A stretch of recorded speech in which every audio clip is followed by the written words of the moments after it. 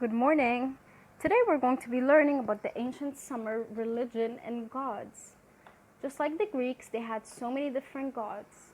Now remember Gilgamesh, who ruled for 126 years and was thought to be special because he was part human and part god, and he had superpowers.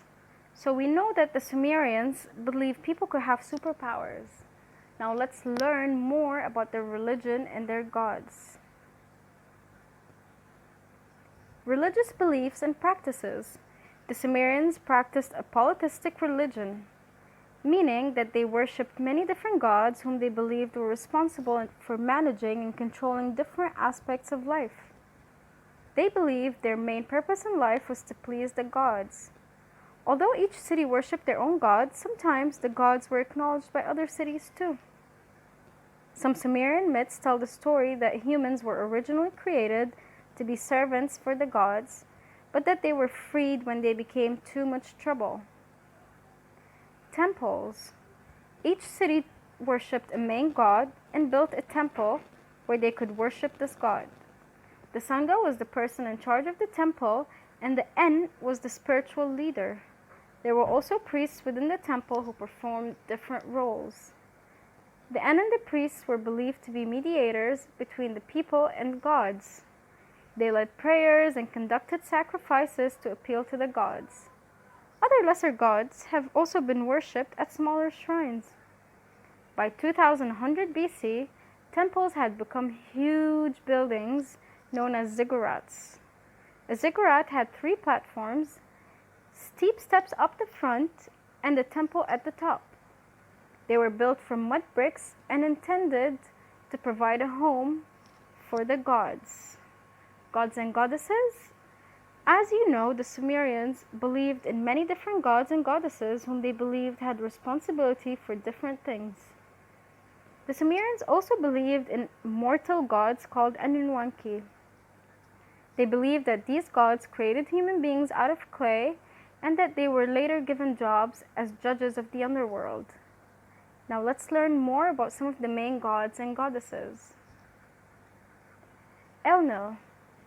Enlil was the god of air and storms, who people of the ancient Sumer believed was responsible for separating the earth from the heavens. He was regarded as the father of the gods. The people of Nippur believed he was the lord of the ghost land and was responsible for giving humans spells to use on spirits. His temple was called Enkur, meaning the house of the mountain. Ninhursag. Ninhursag was regarded as the goddess of the earth, and her name means Lady of the Sacred Mountain. It was believed that she was responsible for creating the planets and life on earth.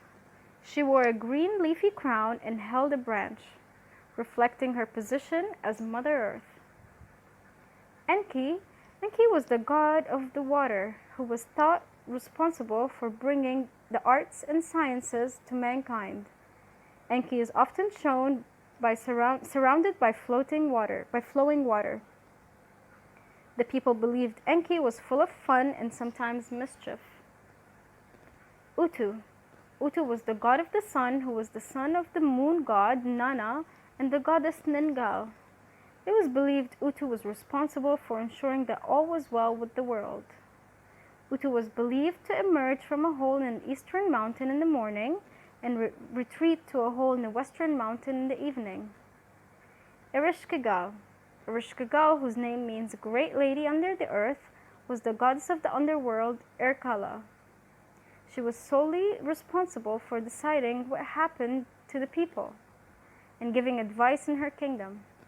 No one exactly knows what she's supposed to look like, though some historians believe the image on the right may depict Ereshkigal.